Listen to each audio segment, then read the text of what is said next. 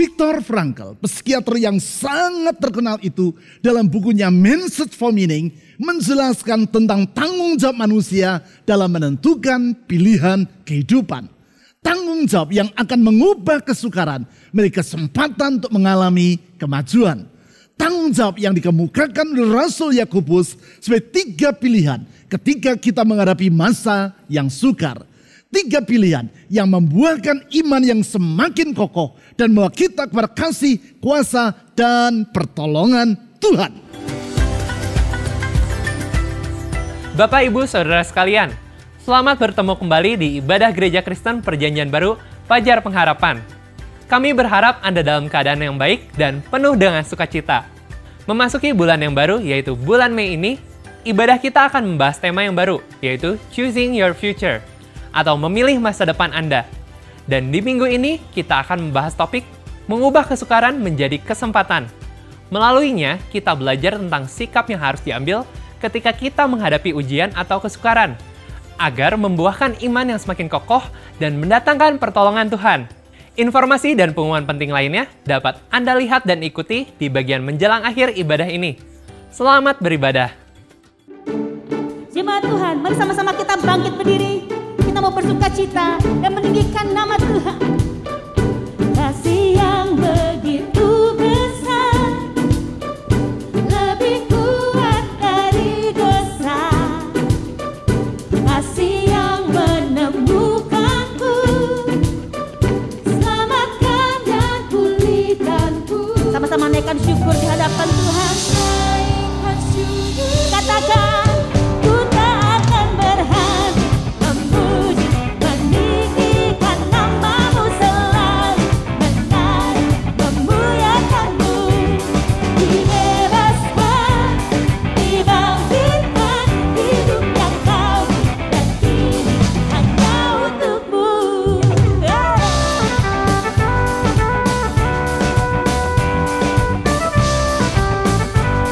Sama-sama katakan, kasih yang begitu besar, lebih kuat dari dosa. Kasih yang menemukanku, selamatkan dan pulihkanku. Ku naikkan syukurku, ku tak akan berhenti memuji, meninggikan namamu selalu, menari, memuliakanmu. Dibebaskan, dibangkitkan, hidup yang kau dan kini hanya untukmu. Sama-sama tepuk tangan buat Tuhan Yesus.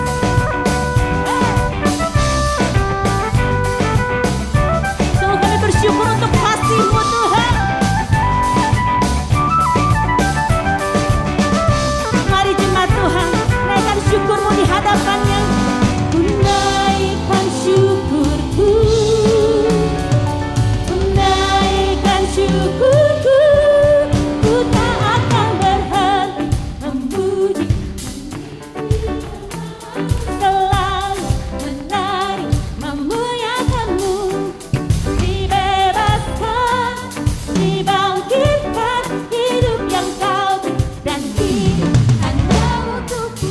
Takkan berhenti memuji, meninggikan namamu selalu, menari, memuliakanmu. Dibebaskan, dibangkitkan, hidup yang kau beri dan hidup hanya untukmu. Hidup yang kau beri dan hidup hanya untukmu.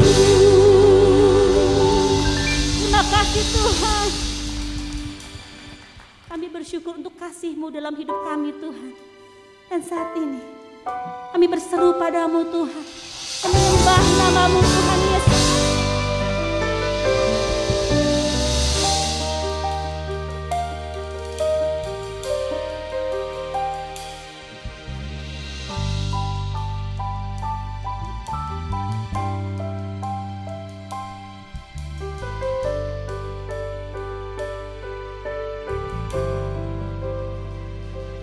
Kau Tuhan penolong penolong dalam hidupku.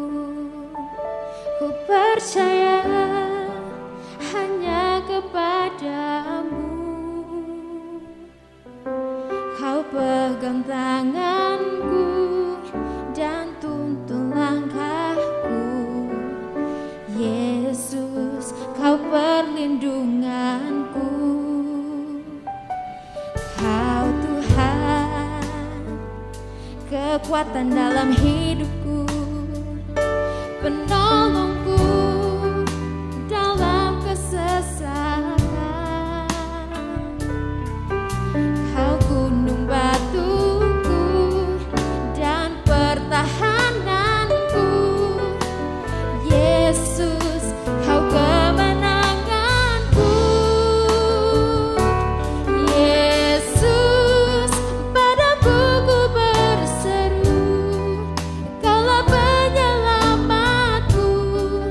Terpujilah kau Tuhanku. Mulutku memuji namamu sepanjang umur hidupku. Terpujilah kau Tuhanku di atas segalanya. Sama-sama katakan, kau Tuhan, kekuatan dalam hidupku, penolongku dalam kesesakan. Kau gunung batuku dan pertahananku.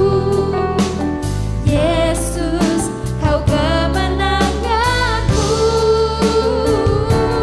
Yesus, padamu ku berseru. Kaulah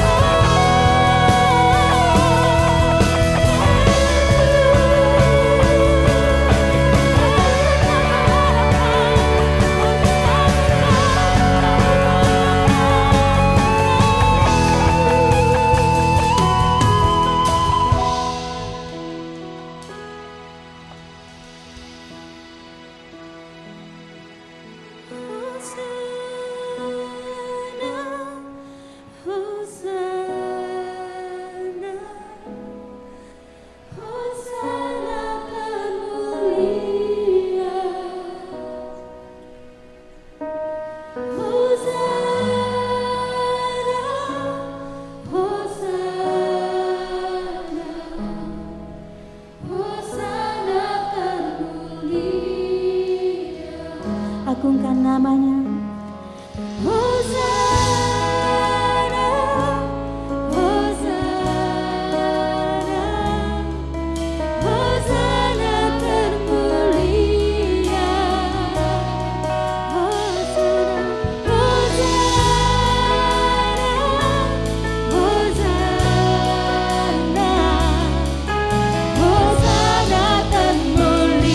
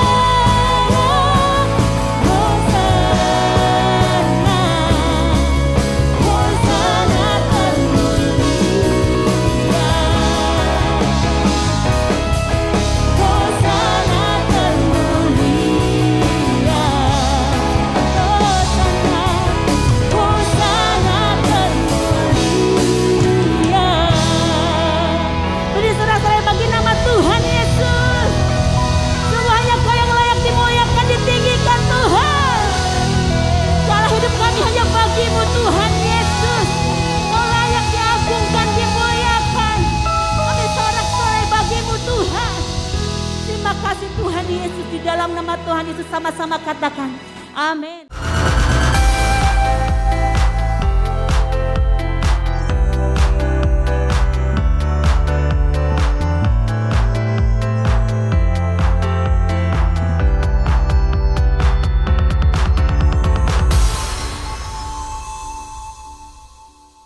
Melewati masa sukar seperti hari-hari ini, tentu kita memiliki berbagai kebutuhan. Kebutuhan secara ekonomi, kesehatan, kebugaran relasi, dan pelbagai kebutuhan lainnya. Dalam hemat saya, di antara semua kebutuhan tersebut, salah satu kebutuhan yang terbesar adalah kebutuhan akan kebangkitan rohani. Kebangkitan rohani yang memulihkan dan mengokohkan iman.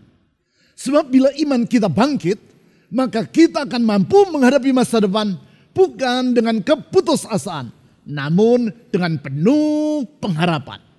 Untuk itu saya mengajak saudara mengikuti doa puasa berantai selama 10 hari, yaitu mulai hari Jumat 27 Mei sampai dengan 5 Juni.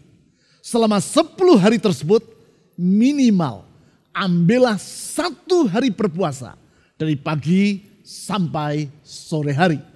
Selain itu, selama 10 hari tersebut, ikutilah ibadah doa yang diselenggarakan setiap malam dari pukul 6 sore. Ibadah doa ini dilaksanakan secara hybrid, yaitu onsite dan online. Secara onsite dilaksanakan dari gedung gereja kita di Pasir Koja. Mendahului ibadah doa puasa 10 hari tersebut, pada hari Kamis 26 Mei pukul 9 pagi kita akan melaksanakan ibadah kenaikan Tuhan. Ibadah yang diselenggarakan dalam 1 kali ibadah itu akan dilaksanakan secara hybrid atau onsite online. Secara onsite juga akan dilaksanakan di gedung gereja kita di Pasir Koja. Melalui semua itu, mari kita membangun misbah Tuhan. Misbah yang akan mengundang lawatan roh Allah yang membangkitkan kehidupan rohani serta memulihkan dan meneguhkan iman. Iman kepada Kristus yang menyanggupkan kita untuk menyongsong hari esok dengan gairah yang baru dan dengan penuh pengharapan. Mari kita berdoa menyerahkan semua itu kepada Tuhan. Dan kita juga memohon tuntunannya melalui pemberitaan firman Tuhan yang sebentar akan saudara ikuti. Mari kita berdoa. Tuhan Yesus, melampaui segala kebutuhan yang lain, kami perlu lawatan Roh-Mu dalam hidup kami. Lawatan Roh-Mu yang membangkitkan iman, meneguhkan iman, dan menyanggupkan kami menyongsong masa depan dengan penuh pengharapan. Karena kami percaya kalau Engkau menyertai kami dengan dan melalui Roh-Mu, tiada kesukaran yang tak akan dapat kami atasi. Bersama dengan Tuhan, kami akan melakukan perkara-perkara besar. Sekarang tuntun kami dengan kebenaran firman-Mu. Cerai pikiran kami dengan Roh-Mu, sehingga kami dapat mengerti maksud dan rencana-Mu. Di dalam nama Tuhan Yesus, kami berdoa. Amin. Saudara-saudari, the price of greatness is responsibility. Kalimat tersebut diucapkan oleh Winston Churchill, Perdana Menteri Inggris yang sangat legendaris itu, dalam pidato yang ia sampaikan di Harvard University pada tanggal 6 September tahun 1943. Saat itu Perang Dunia Kedua sedang berkecamuk di Eropa, Afrika Utara, dan Asia. Kalimat yang kalau saya terjemahkan secara bebas artinya adalah harga untuk menjadi pribadi yang besar adalah sikap bertanggung jawab. The price of greatness is responsibility. Harga dari hidup yang luhur dan tidak sia-sia adalah sikap bertanggung jawab. Pernyataan Winston Churchill tentang pentingnya sikap bertanggung jawab yang ia sampaikan saat menerima gelar Dr. Honoris Causa dari Harvard University tersebut tidak sekadar ia ucapkan, namun benar-benar ia hidupi. Dampak dari hidup dengan sikap bertanggung jawab tersebut mengakibatkan nama yang bersangkutan tetap diingat orang sampai kepada hari ini, yaitu 80 tahun kemudian. Ia diingat orang sebagai pribadi yang berhasil menyelamatkan Inggris yang saat itu dalam keadaan babak belur karena serangan secara mendadak oleh tentara Jerman di awal Perang Dunia Kedua. Memang benar bahwa sikap bertanggung jawab merupakan ciri dari orang-orang yang besar.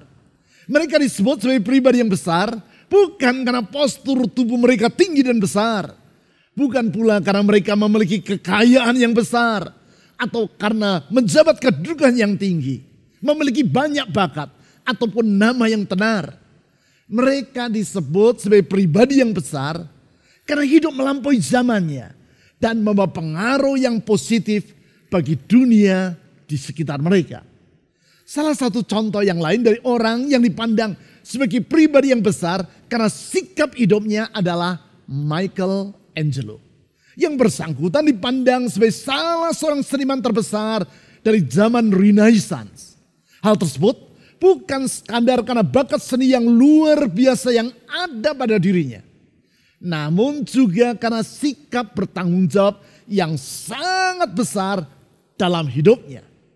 Karya-karya seni yang ia hasilkan diantaranya adalah patung Pieta yang disimpan di Basilika Santo Petrus di kota Vatikan.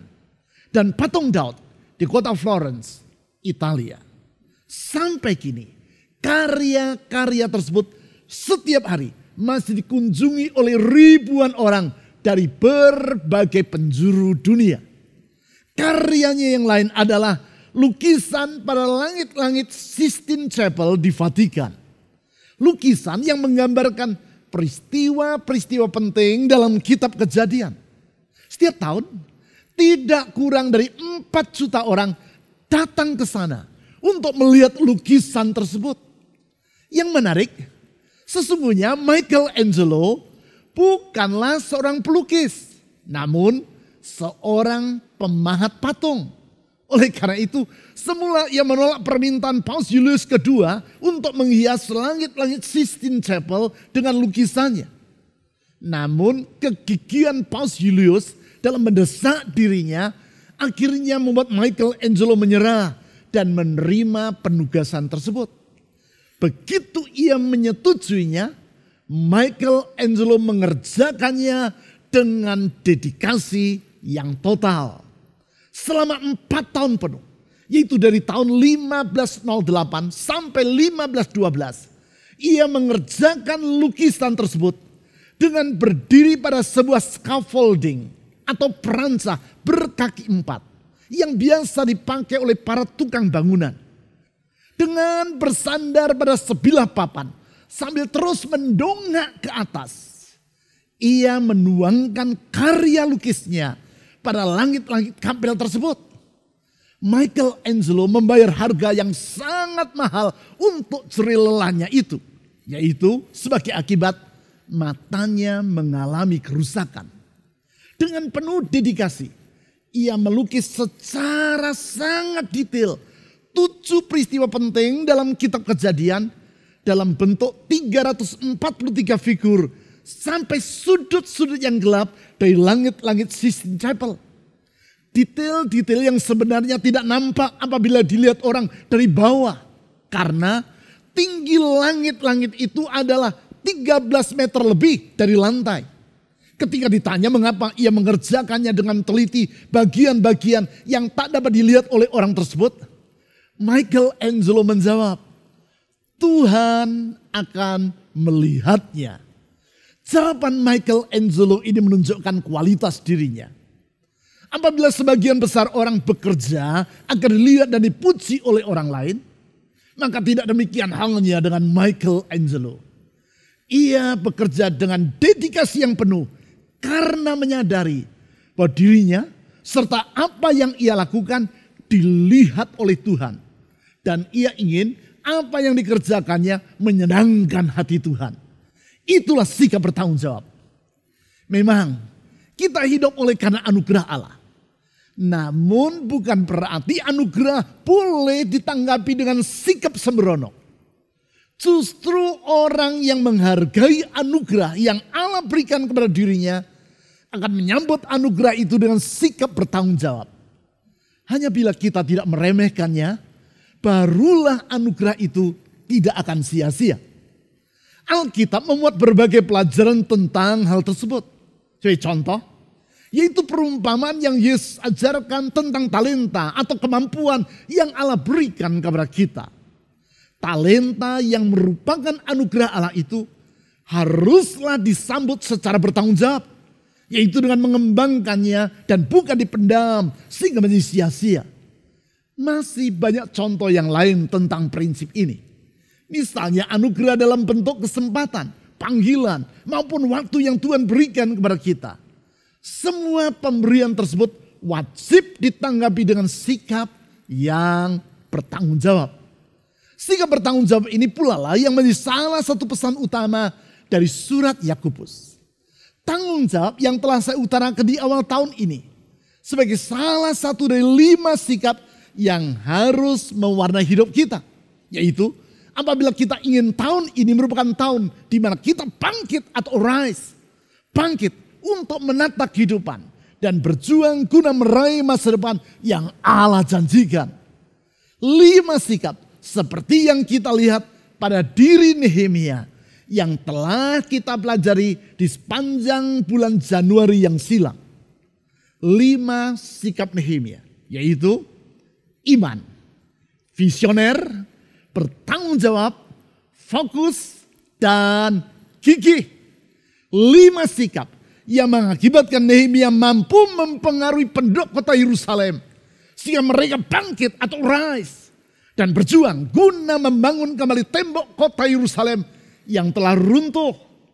Perjuangan yang mengakibatkan tembok yang telah menjadi puing-puing selama 140 tahun tersebut berhasil mereka bangun kembali dalam waktu 52 hari saja. Bukankah sikap seperti itu yang harus mewarnai diri kita sesudah kita melewati masa pandemi selama 2 tahun ini? Inilah waktunya bagi kita untuk bangkit atau rise dan membangun serta menata ulang masa depan kita. Atas dasar itulah Maka di sepanjang bulan ini kita akan mempelajari surat Yakobus pasal 1 yang di dalamnya diuraikan tentang pentingnya sikap bertanggung jawab tadi. Mengawali telaah tersebut, mari kita membaca Yakobus pasal 1 ayat 1 sampai 4. Yakobus pasal 1 ayat 1 sampai 4. Salam dari Yakobus, hamba Allah dan Tuhan Yesus Kristus, kepada ke-12 suku di perantauan. Saudara-saudaraku, anggaplah sebagai suatu kebahagiaan apabila kamu jatuh ke dalam berbagai-bagai pencobaan. Sebab kamu tahu bahwa ujian terhadap imanmu itu menghasilkan ketekunan. Dan biarkanlah ketekunan itu memperoleh buah yang matang, supaya kamu menjadi sempurna dan utuh dan tak kekurangan suatu apapun. Sebagaimana yang diutarakan di ayat 1, surat ini ditulis oleh seorang yang bernama Yakobus. Siapakah Yakobus ini? Di dalam Alkitab disebut beberapa orang yang bernama Yakobus. Di antaranya yaitu Yakobus anak Zebedeus, salah seorang murid yang pertama dari Tuhan Yesus. Kemudian Yakobus anak Alfius yang juga merupakan salah seorang dari ke-12 rasul yang pertama. Dan Yakobus saudara dari Yesus Kristus. Pada umumnya para penafsir Alkitab menyimpulkan bahwa penulis surat Yakobus adalah Yakobus saudara dari Yesus Kristus atau saudara tiri dari Yesus Kristus. Karena secara teologis, Yesus bukanlah anak jasmania dari Yusuf, tunangan Maria. Di dalam Yohanes pasal 7 ayat 5 ditulis bahwa pada masa awal dari pelayanan Yesus, para saudaranya itu tidak mempercayai kemesiasan dirinya. Baru sesudah kebangkitan Yesus dari kematian, mereka menjadi percaya. Bukan itu saja, disebut di berbagai ayat dalam surat Galatia dan kisah para rasul, bahwa di kemudian hari Yakobus, saudara dari Tuhan Yesus, menjadi salah seorang pemimpin dalam jemaat di Yerusalem. Hal ini merupakan anugerah Allah bagi Yakobus.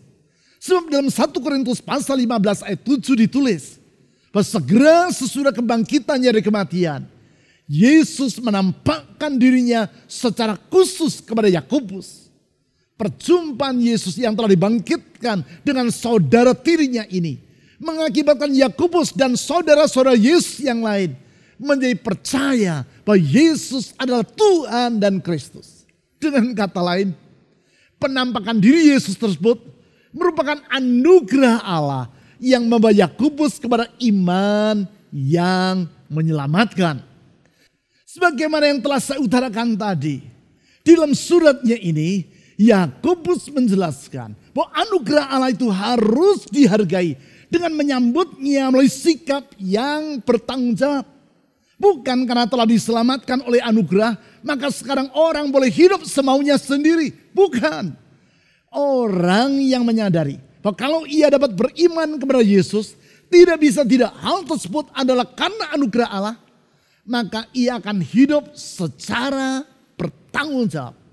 Untuk itu, di dalam suratnya Yakobus menyebut berbagai tanggung jawab dari orang Kristen.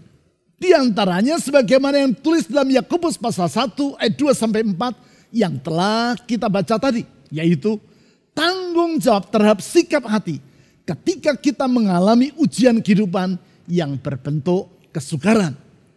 Tanggung jawab yang akan mengubah kesukaran menjadi kesempatan. Turn adversity into opportunity. Dalam hal ini, yaitu kesempatan untuk mengalami kemajuan. Di situ Yakobus menjelaskan bahwa di dalam sikap bertanggung jawab, kita harus menentukan atau memilih 3 hal.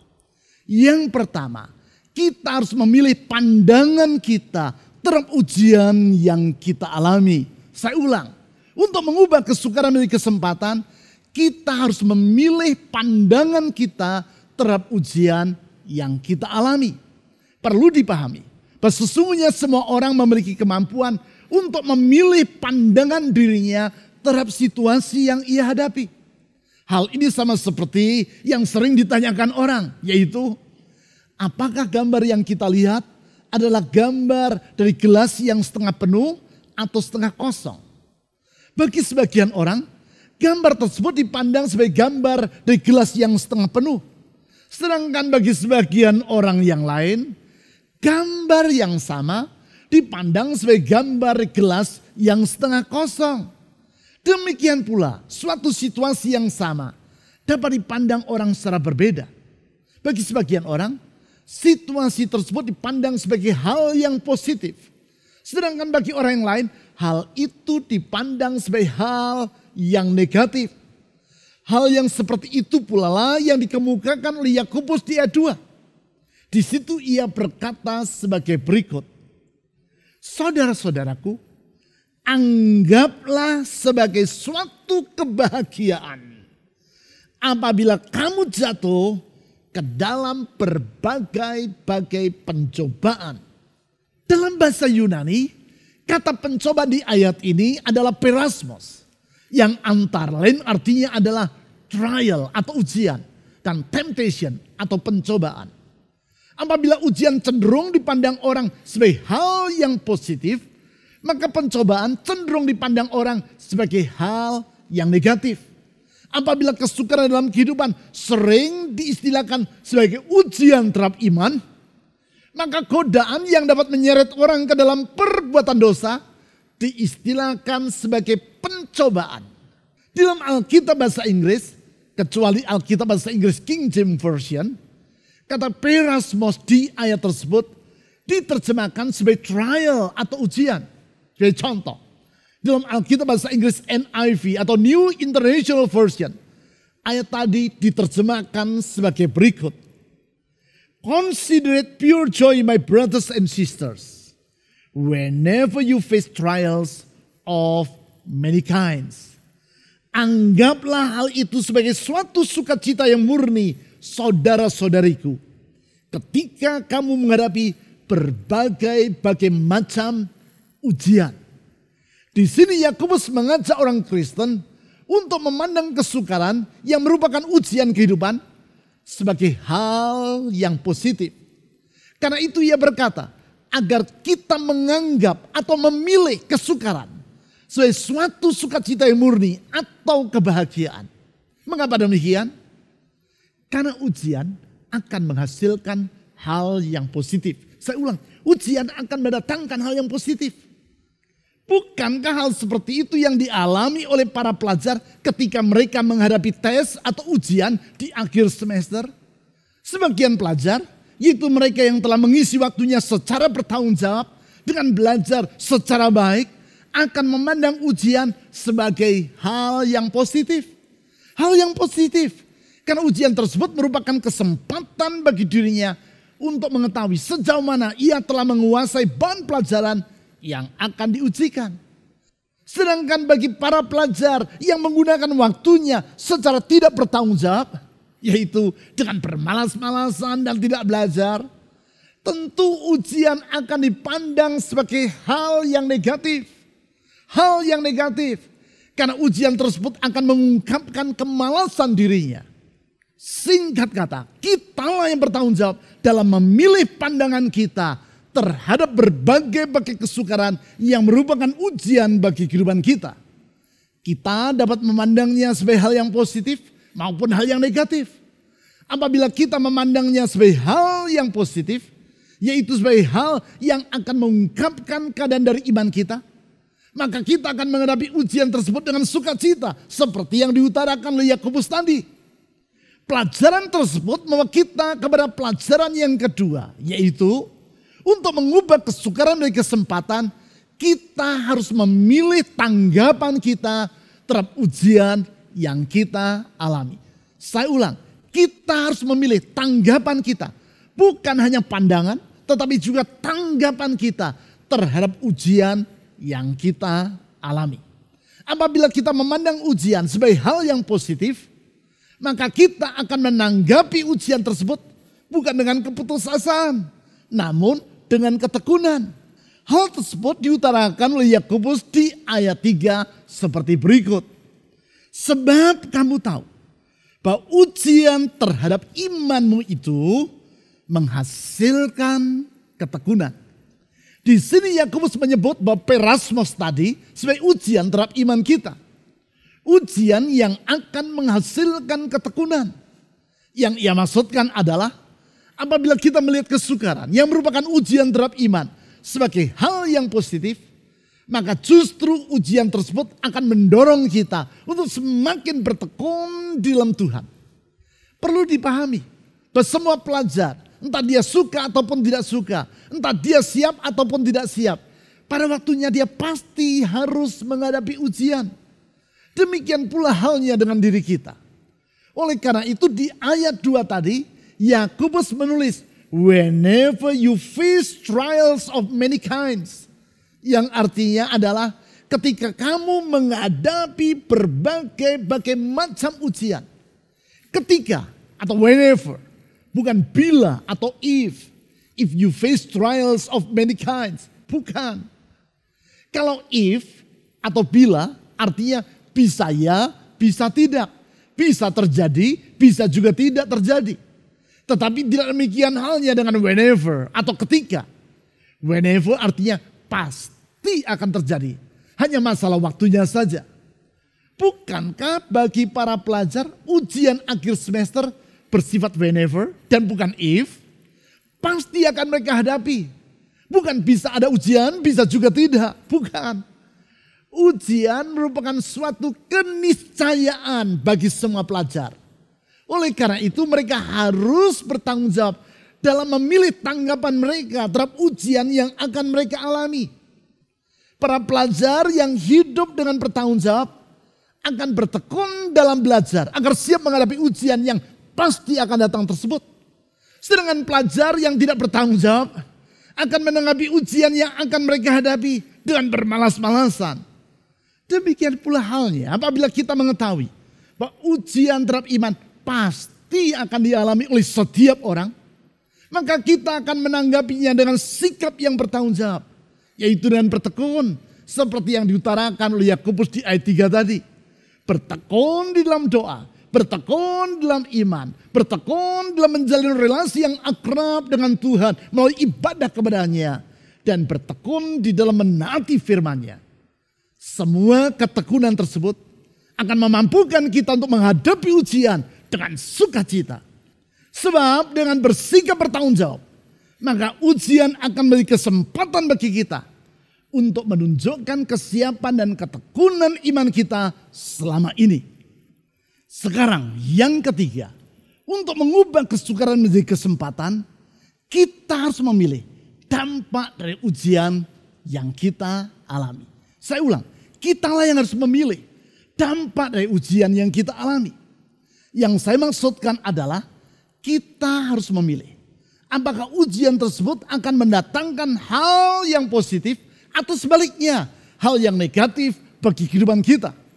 Kembali kepada gambaran tentang para pelajar yang menghadapi ujian.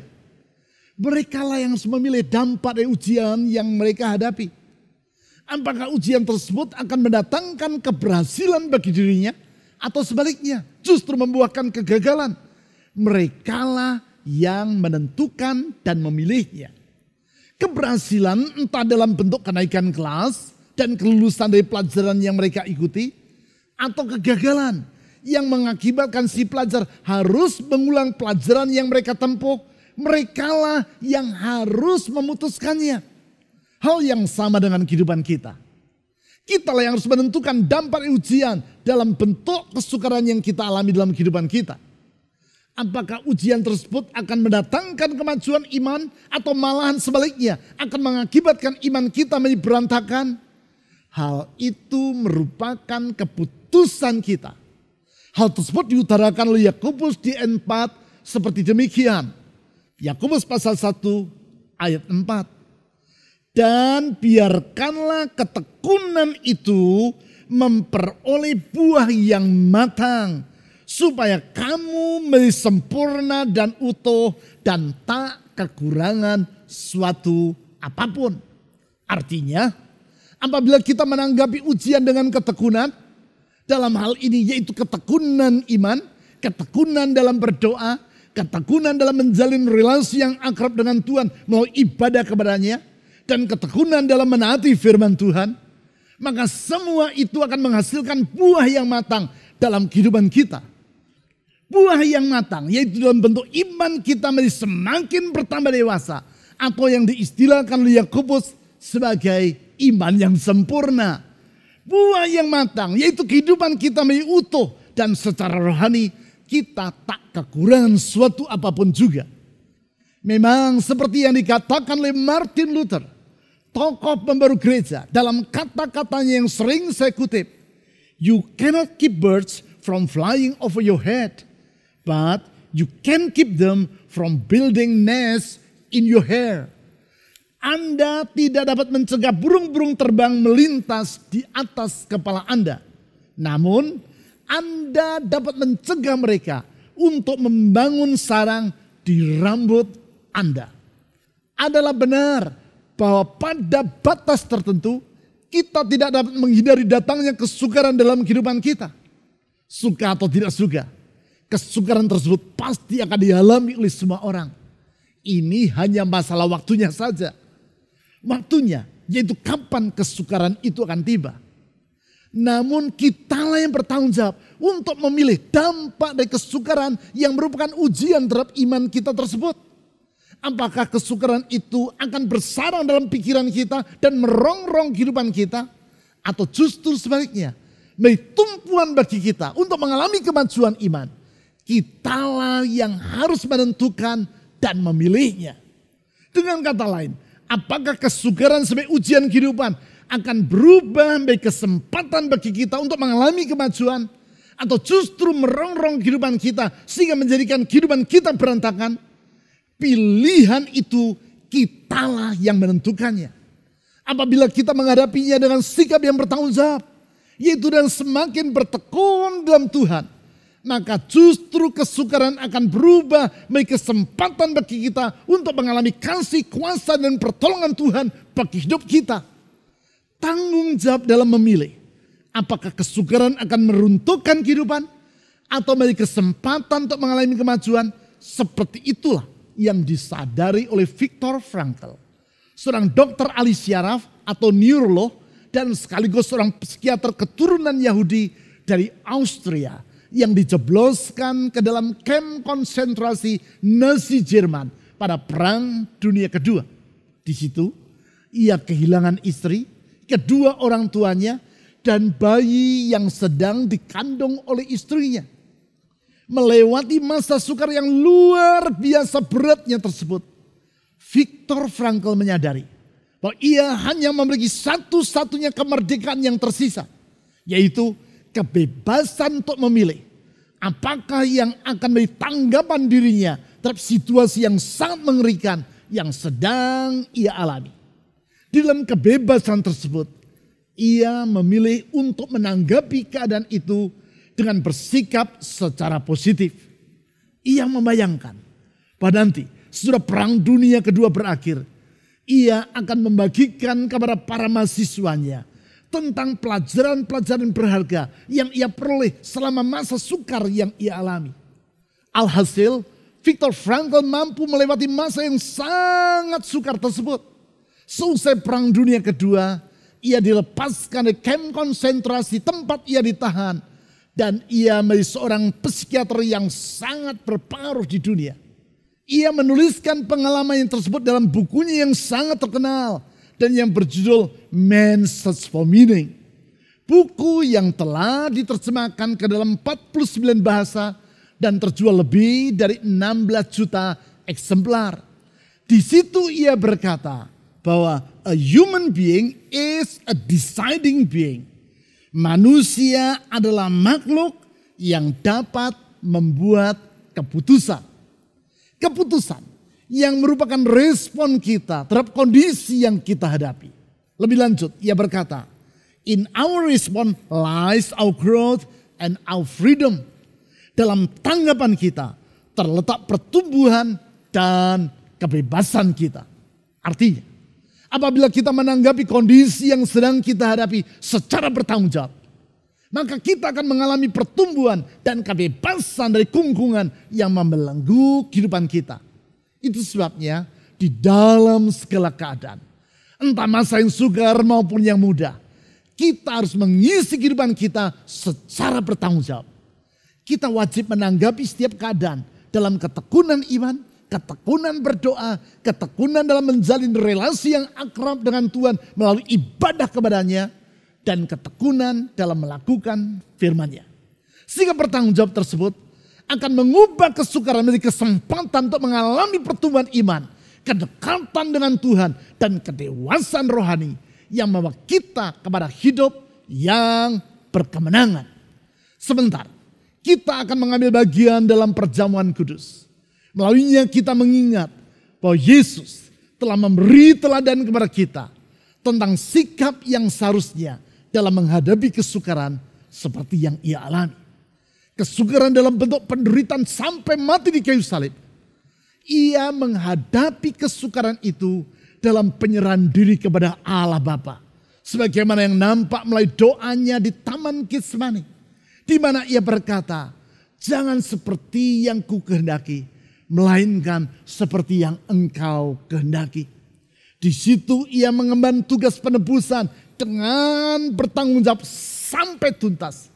Itu sebabnya Allah sangat meninggikan Dia dan mengaruniakan kepadanya nama di atas segala nama, supaya dalam nama Yesus bertekuk lutut segala yang ada di langit dan yang ada di atas bumi dan yang ada di bawah bumi, dan segala lidah mengaku Yesus Kristus adalah Tuhan bagi kemuliaan Allah Bapa.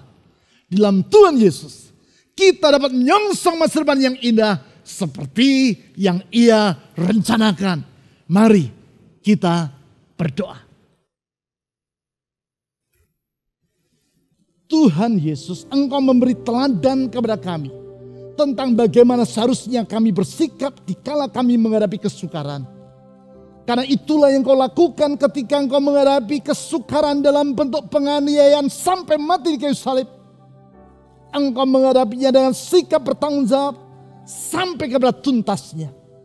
Dan Tuhan Yesus, tolong kami oleh Roh-Mu, supaya kami pun dapat hidup secara bertanggung jawab dalam kehidupan ini. Sehingga dengan demikian kami dapat mengubah setiap kesukaran menjadi kesempatan di dalam Tuhan untuk mengalami kemajuan dalam hidup ini. Di situ kami akan mengalami kemajuan iman, kemajuan dalam kasih kami kepadamu, kasih yang bergantung kepada Tuhan. Dan di situ kami akan melihat pintu pertolongan Tuhan terbuka bagi kehidupan kami. Sehingga kami dapat berjalan di dalam kemenangan yang Tuhan telah sediakan. Tuhan Yesus, kepadamu kami menyerahkan hidup ini. Saya berdoa untuk setiap jemaat-Mu dalam pergumulan hidup mereka masing-masing. Tuhan Yesus, ulurkan tangan-Mu yang membuka jalan, meneduhkan badai, melakukan mujizat.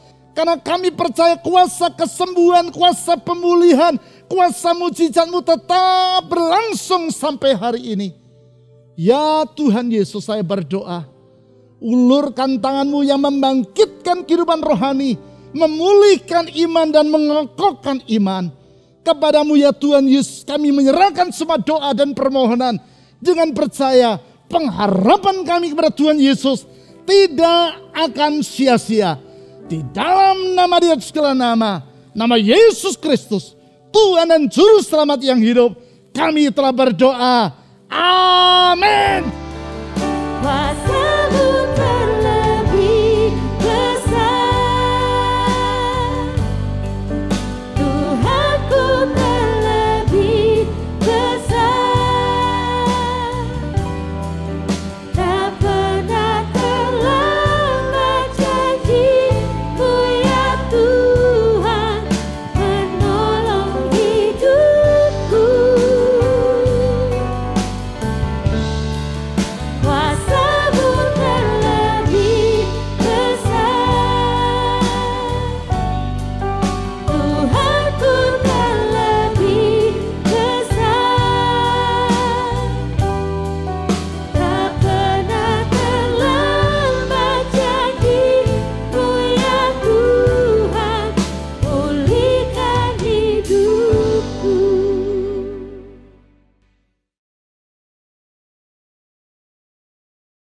Saudara-saudari, Kristus telah membuktikan kasih-Nya kepada kita dengan datang ke dunia, menderita sengsara, bahkan sampai mati di kayu salib untuk menyelamatkan kita manusia yang berdosa.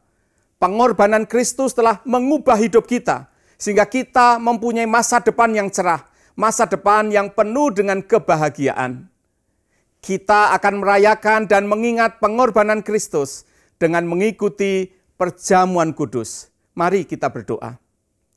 Kami menaikkan pujian dan ucapan syukur kami kepadamu ya Tuhan, karena Tuhan Yesus telah datang ke dunia, menderita sengsara bahkan sampai mati di kayu salib, memperdamaikan kami manusia yang berdosa dengan Allah yang mengasihi kami. Masa lalu kami yang kelam telah dihapuskan, dan Engkau telah membentangkan masa depan yang penuh dengan pengharapan, masa depan yang penuh dengan kebahagiaan. Kami bersyukur kepadamu ya Tuhan, di dalam nama Tuhan Yesus kami berdoa. Kita angkat roti di tangan kita dengan ucapan syukur kepada Tuhan, oleh karena pengorbanannya yang telah menyelamatkan kita. Dan malam pada waktu Yesus mau diserahkan, Ia mengambil roti, mengucap syukur atasnya dan berkata, "Inilah tubuhku yang diserahkan bagi kamu. Perbuatlah ini setiap kali kamu memakannya menjadi peringatan akan aku." Dengan ucapan syukur kepada Tuhan oleh karena kasih-Nya kepada kita, mari kita makan roti perjamuan kudus bersama-sama di dalam nama Tuhan Yesus.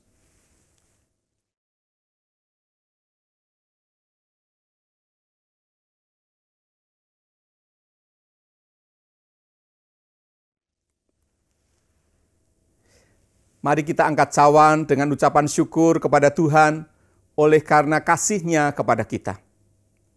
Kemudian Yesus mengambil cawan sesudah makan lalu berkata, "Cawan ini adalah perjanjian baru yang dimeteraikan oleh darahku. Minumlah menjadi peringatan akan aku." Pengorbanan Kristus di kayu salib telah membentangkan masa depan yang indah bagi setiap kita. Beban kita telah ditanggungnya, dan penyakit kita telah disembuhkan oleh karena bilur-Nya. Mari kita minum dengan ucapan syukur kepada Tuhan dan meyakini berkat-Nya atas setiap kita di dalam nama Tuhan Yesus.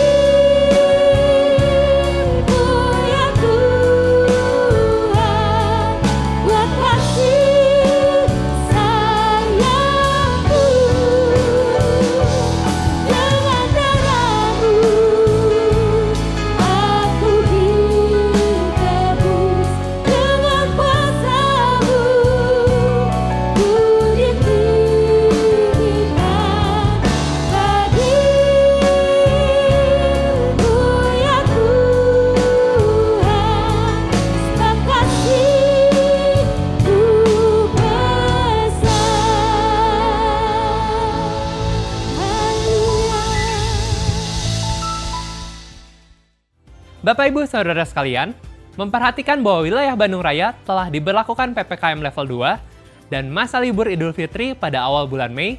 Bila kondisi pandemi tetap kondusif, maka terhitung sejak hari Minggu tanggal 8 Mei 2022, untuk mengikuti ibadah di GKPB Fajar Pengharapan, jemaat cukup menggunakan aplikasi Peduli Lindungi yang disediakan oleh pemerintah. Dan jemaat tidak perlu lagi mendaftar sebelumnya melalui tautan online yang selama ini disediakan oleh gereja. Tuhan tidak menjanjikan kehidupan kita tanpa pergumulan dan kesukaran. Namun, Dia berjanji untuk menolong kita mengatasi setiap permasalahan dengan kuasa-Nya yang ajaib. Kirimkan beban doa Anda ke nomor WA 0811 841 765. Para pendoa gereja kita akan mendukung Anda dengan mendoakan setiap beban dan pergumulan Anda tersebut. Dan jangan lupa untuk mengikuti ibadah doa pagi setiap hari Sabtu pukul 5.30 secara live streaming melalui YouTube channel Doa Fajar Pengharapan.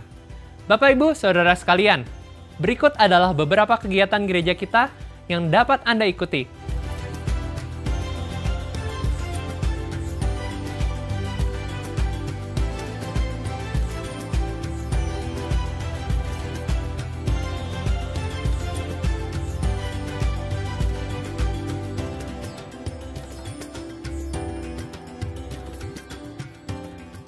Tiba saatnya kita ungkapkan kasih dan syukur kita kepadanya dengan memberikan persembahan dan persepuluhan kita yang terbaik kepada Tuhan. Anda dapat memberikan persembahan dan persepuluhan Anda melalui 3 cara. Pertama, dengan memasukkannya langsung ke dalam kotak persembahan. Kedua, dengan mengirimkannya ke nomor rekening yang tertera di layar. Dan yang terakhir, dengan cara men-scan QR Code dengan menggunakan aplikasi dompet digital. Ibadah online GKPB Fajar Pengharapan dapat Anda ikuti setiap saat mulai hari Sabtu pukul 5 sore melalui YouTube, website, dan aplikasi yang tertera di layar. Berbagai informasi penting lainnya dari gereja kita dapat Anda ikuti melalui website www.fajarpengharapan.net atau melalui aplikasi GKPB Fajar Pengharapan serta Instagram GKPB Fajar Pengharapan. Bapak Ibu Saudara sekalian, tetap patuhi protokol kesehatan, sehat selalu, dan sampai jumpa minggu depan.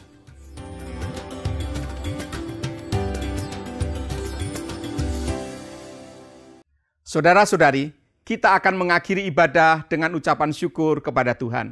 Mari kita berdoa. Kami menaikkan pujian dan ucapan syukur kepadamu ya Tuhan, Allah yang mengasihi kami.